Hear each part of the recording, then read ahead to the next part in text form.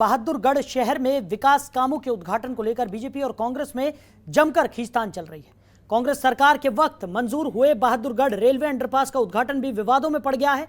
कांग्रेस के विधायक राजेंद्र जून आज अंडरपास का उद्घाटन करने आए, लेकिन उद्घाटन का फीता नहीं काट पाए। सत्ताधारी पार्टी के नेताओं के दबाव में प्रशासनिक अधिकारी मौके पर नजर गड़ाए रहे।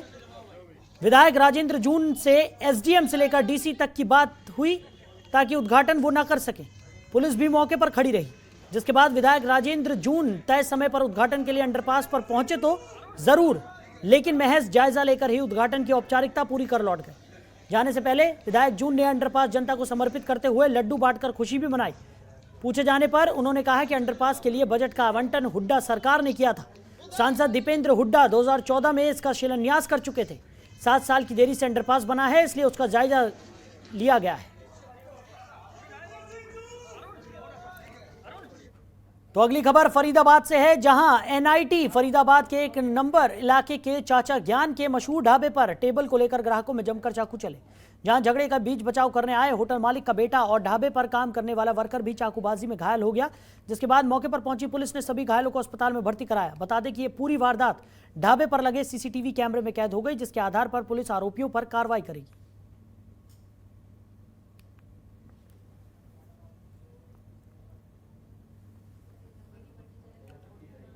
तो यमुनानगर में करोड़ों रुपए की लागत से बने ओवरब्रिज के निर्माण कार्य की मजबूती की पोल खुल गई है। जहां मानसून की पहली बारिश में ओवरब्रिज क्षतिग्रस्त हो गया। बता दें कि जैसे जैसे पानी कम होता जा रहा है, उससे ओवरब्रिज को हुए नुकसान के प्रमाण दिखाई दे रहे हैं। ऐसे में ओवरब्रिज की मजबूती के दावे पर भी सवालिया निशान उठना लाजमी है।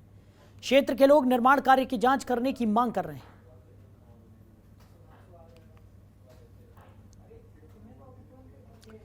तो देश भर में कांग्रेसी कार्यकर्ता पेट्रोल पंप पर प्रदर्शन कर रहे हैं। इसी कड़ी में हरियाणा के यमुनानगर में भी कांग्रेसी नेताओं ने अलग अलग इलाकों में जाकर पेट्रोल पंप पर धरना प्रदर्शन किया और केंद्र और प्रदेश सरकार के खिलाफ जमकर नारेबाजी की। यमुनानगर के साडोरा से विधायक रेनू बाला, जिला कांग्रेस के कोऑर्डिनेटर श्याम सुंदर बत्रा का कहना है कि अंधी गूंगी बहरी सरकार लगातार पेट्रोल डीजल के दामों में बढ़ोतरी कर रही है, सुनने वाला कोई नहीं है, जिसके चलते समाज के सभी वर्ग प्रभावित हो रहे हैं। इन लोगों का कहना है कि बढ़ती महंगाई को सरकार कम करे, जिससे आम जनता को राहत मिले।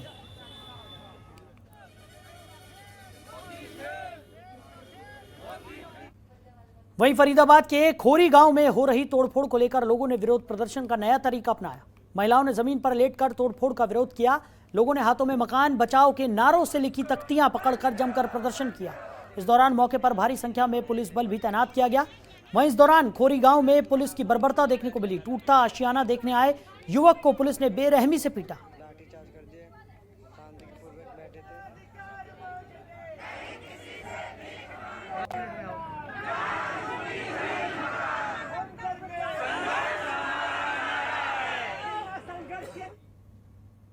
तो पूरे देश में पेट्रोल डीजल ने हाहाकार मचाया हुआ है। पेट्रोल कई राज्यों में 100 के पार पहुंच चुका है। डीजल भी 100 की रेस में लगा हुआ है। इसी को लेकर करनाल में भी कांग्रेस कार्यकर्ताओं ने सरकार के खिलाफ प्रदर्शन करते हुए हस्ताक्षर अभियान चलाया और बढ़ती महंगाई को कम करने के लिए सरकार से मांग की है।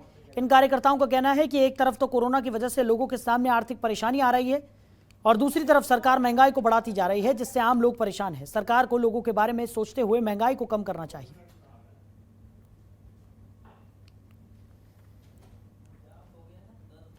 वहीं सिरसा में रविवार को डिप्टी स्पीकर रणधीर गंगवा की गाड़ी पर हुए हमले के मामले में सिरसा पुलिस ने 5 किसानों को गिरफ्तार किया है।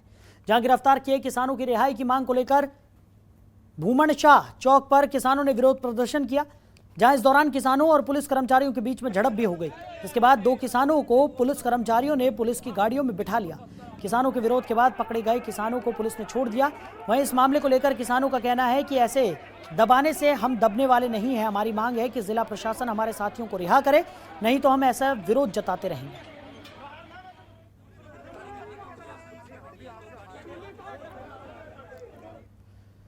वहीं सिरसा कंगनपुर रोड पर बीती 11 जुलाई को बलजीत जांगड़ा के निवास के बाहर एक युवक पिस्तौल ताने खड़ा था, जिसकी सूचना आसपास के लोगों ने जांगड़ा परिवार को दी। वहीं लोगों का सूचना देने के बाद लोगों को आता हुआ देख युवक वहां से भाग निकला, जिसके बाद जांगड़ा परिवार ने इसकी सूचना पुलिस को दी। बता दें कि यह पूरी वारदात सीसीटीवी कैमरे में कैद हो गई, जिसके आधार पर पुलिस युवक की पहचान कर रही है।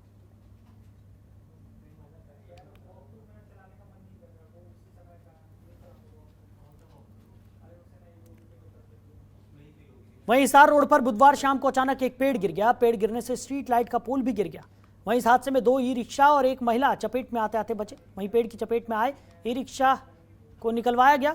वहीं पेड़ के गिरने की वजह से यातायात बाधित हुआ, जिसके बाद सिविल लाइन थाना पुलिस और यातायात थाना पुलिस टीम मौके पर पहुंची और पेड़ को जेसीबी से हटाया गया। इसके बाद सुचारू रूप से यातायात शुरू हुआ।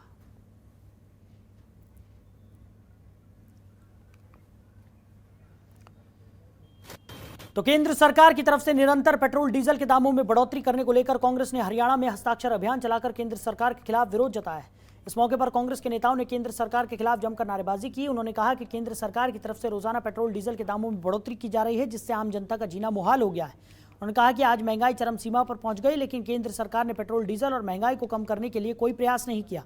कांग्रेस नेताओं ने साफ तौर पर केंद्र सरकार को चेतावनी देते हुए कहा कि अगर केंद्र सरकार ने जल्द पेट्रोल डीजल के दामों में कटौती नहीं की तो देश की जनता केंद्र सरकार के खिलाफ विरोध प्रदर्शन करने को मजबूर हो जाएगी।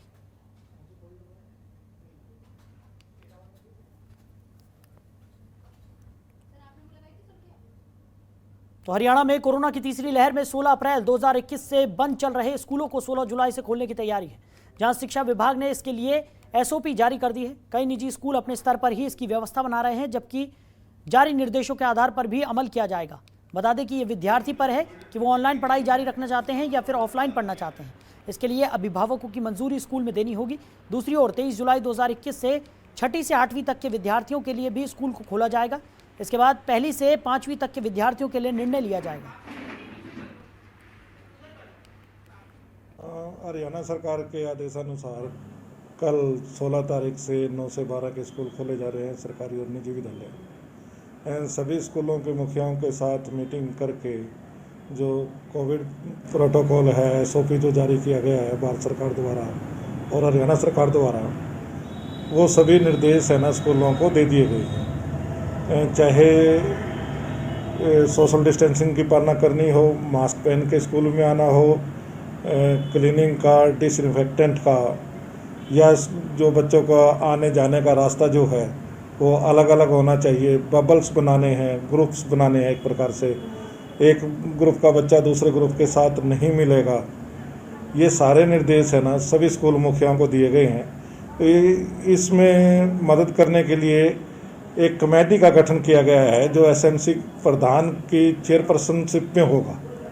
अभी सरकार ने 9 तारीख को एक लेटर निकाला डायरेक्टर हायर एजुकेशन हरियाणा ने, जिसमें डीओ को लेटर था। डीओ से हम लोगों को इंस्ट्रक्शन आई है कि सभी स्कूल जो 16 तारीख से 9वीं से 12वीं और 23 तारीख से 6ठी से 8वीं के स्कूल जो है रीओपन होंगे, और उसमें लेकिन दोनों ऑप्शंस बच्चों के लिए रहेंगे, ऑनलाइन और ऑफलाइन का। तो हम लोगों ने लगभग आज सभी स्कूलों में मीटिंगें चल रही हैं, अपने अपने स्कूल की प्लानिंग कर रहे हैं। तो हम लोगों ने भी अभी 2 दिन तो बच्चों के लिए ऑनलाइन ही रखा है पूरा स्कूल ही, ताकि हम लोग प्लान कर रहे हैं कौन बच्चा ऑनलाइन चाह रहा है, कौन बच्चा ऑफलाइन चाह रहा है, कौन मंडे से स्कूल बस चाह रहा है। तो जैसा भी बच्चे कहेंगे और जो भी कोविड की गाइडलाइन है, एसओपी जो जारी हुई है उसको फॉलो करके हम लोग स्कूल को लगाएंगे। कोई भी गाइडलाइंस को जो सरकार की डिज़ास्टर मैनेजमेंट के सिस्टम है उसको प्रॉपर फॉलो करेंगे। जो भी क्लास की एक सी बेंच पर एक बच्चे के बिठाने का, एक सोशल डिस्टेंसिंग का, मास्क का, सैनिटाइजर्स का, वो तो ऑलरेडी सर्कल वगैरह स्कूल में पहले ही लगा हुआ है। तो बिल्कुल उसकी जो भी गाइडलाइंस है एसओपी का पालन करके ही स्कूल को हम लोग फॉलो करेंगे, क्योंकि जान है तो जहान है। सबसे पहले अपनी हेल्थ है, उसके बाद सारा सिस्टम है। तो फिलहाल इस बुलेटिन में मेरे साथ इतना ही। बाकी तमाम खबरों के लिए आप जुड़े रहिए जनतंत्र टीवी के साथ। नमस्कार। खबरों के निष्पक्ष विश्लेषण के लिए सब्सक्राइब करें Jantantra TV and press the bell icon. Never miss any update.